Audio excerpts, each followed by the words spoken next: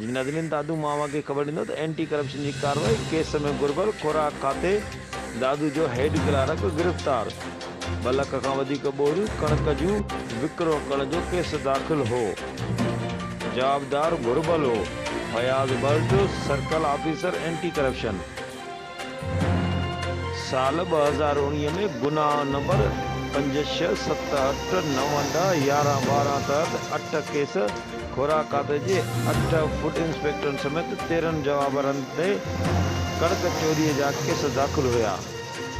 दादू केसनि में मुज़फ़र जैसर, असगर पवर, गुलाम मोहम्मद काके पटो, अल्लाह बचायो पवर, अल्लाह जुड़ियो खोसो, फारूक कोसो, इनाम हबड़ो, गुलाम मुर्तज़ा, गुलशन सोलंकी समेत 13 जवाबदार शामिल आहिनि। सर्कल ऑफिसर केस में नामज़द कुछ जवाबदार ज़मानत ते आहिनि। गिरफ़्तार कयल जवाबदार गुलशन सोलंकी केस में घुर्बल हो। ठेकेदार आफ़ताब शेख, मुनीर शेख दादूअ जे गोदामनि मां कराची कणक खणी वञी विकिरो कई। इल्ज़ाम असां मथां हया आहिनि। गिरफ़्तार थियल हेड क्लार्क। ॾिसंदा रहो मुंहिंजी सिंध न्यूज़ चैनल। ठेकेदार अल्ताफ़ शेख, मुनीर शेख उन गवर्नमेंट जी कणक हितां खणी कराची न पहुचाई, उते खपाए छॾियूं गोदामनि में। कराची गोदामनि में न पहुचायूं, खपाए छॾियूं तक़रीबन 8 खां 10 लख बोरी।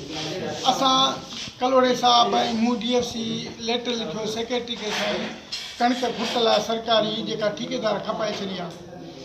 ठेकेदार पंहिंजी अप्रोच करे मथां अचे असां ते FIR करायूं। FIR मुंहिंजे मथां न आहे, FIR इंस्पेक्टरनि जे मथां।